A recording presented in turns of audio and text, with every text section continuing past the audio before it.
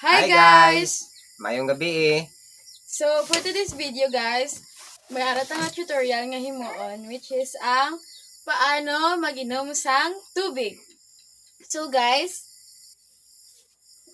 kung mag-inom ta sang tubig, may kailangan ta nga mga gamit nga gamiton.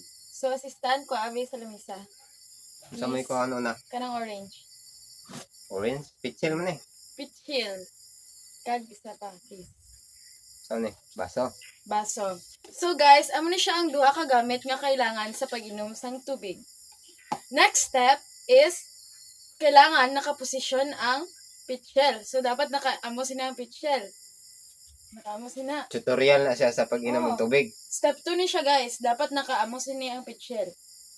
Then ang step 3 is ang baso is dapat ipatong nyo habang nag-aamo sina ang posisyon nyo. Then ang step 4 na no? Ang step 4 is iula na naton ang tubig. So, hinay-hinay lang guys kaya para hindi siya maula. Huh?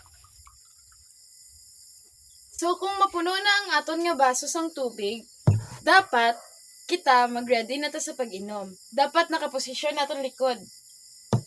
Dapat nakaposisyon sa pag-inom sang tubig. Tapos, dapat nakaposisyon na ang baba. Nga pa. Kag dapat nakatanga. Gamay lang. Oh.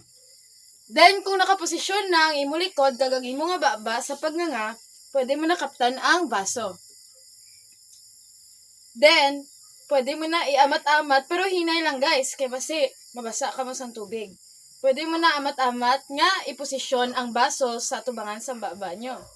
Then, ang last part is, medyo ihinay-hinay na naton, kaula, ang baso sa baba.